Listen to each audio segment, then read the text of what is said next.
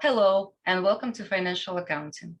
Our topic today is earnings per share and the effect of alternative financing plans on EPS.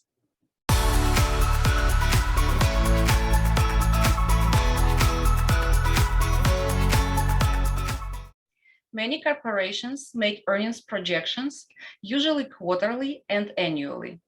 Since these projections are so closely followed, corporate executives must monitor the potential effect of decisions on earnings per share. Earnings per share, or EPS, is a major profitability measure reported on the financial statements and followed closely by the financial press. The effect on earnings per share is one of the many factors that influence a company's decision of whether to finance operations using debt or equity.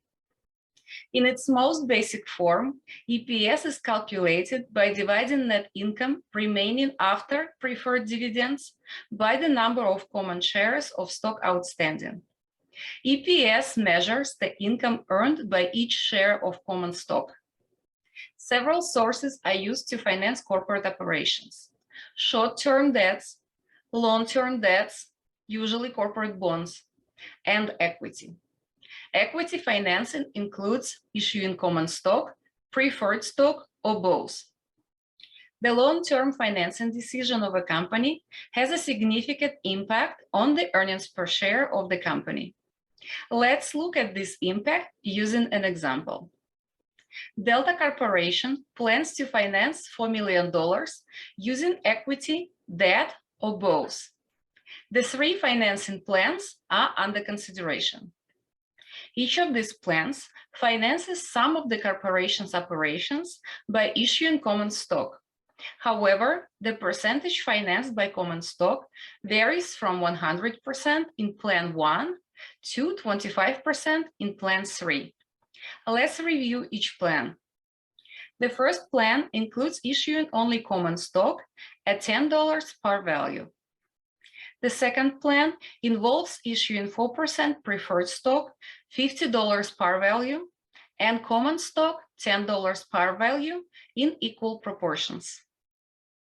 The third plan includes 50% of 6% bonds, 25% of 4% preferred stock, and 25% of common stock. Assume Delta Corporation earns before-tax earnings of $400,000, a tax rate of 40%, and that the bonds and stocks are issued at their par value. The effect of the preceding financial plans on Delta's net income and earnings per share is shown in the table on the screen. Let's look at each plan. The first plan includes 100% common stock, $10 par value. No bonds or preferred stock are included in this plan. Earnings before interest and income tax are $400,000. Deduct 40% of income tax, which is $160. The net income in the first case is $240,000. The number of shares outstanding is calculated as $4 million of common stock divided by 10% par value. Divide the net income of $240,000 by 400,000, the number of common stock outstanding. EPS is 60 cents.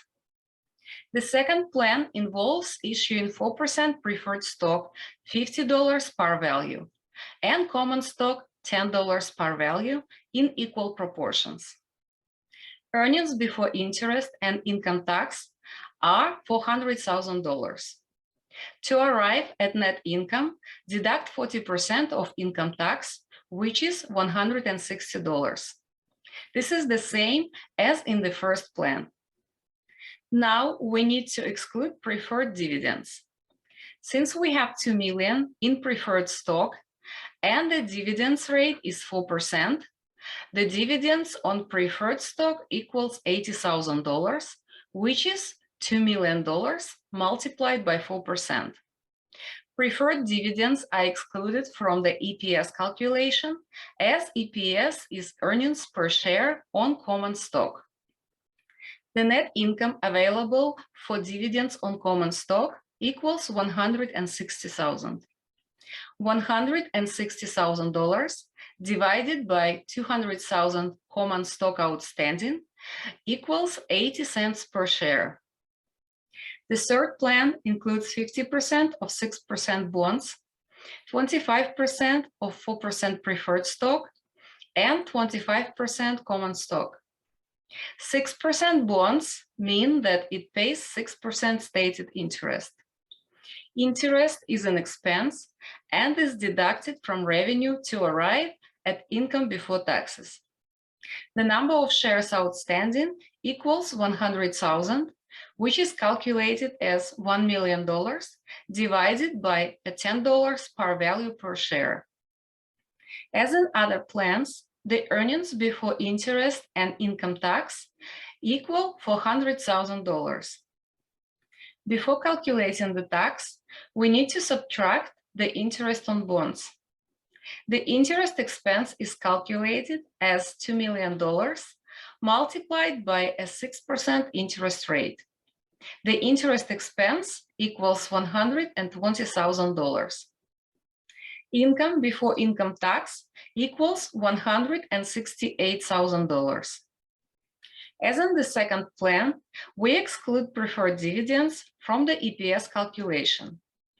Since we have $1 million in preferred stock and the dividend rate is 4%, the amount of dividends on preferred stock equals $40,000, which is 1 million multiplied by 4%. The net income available for dividends on common stock equals $128,000. 128,000 divided by 100,000 common stock outstanding equals $1.28 per share.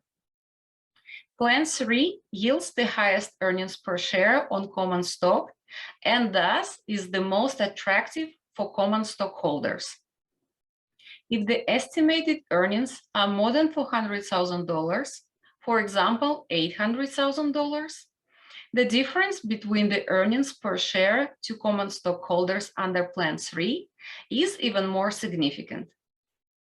On the other hand, if smaller earnings occur, for example, $200,000, Plans 1 and 2 become more attractive to common stockholders.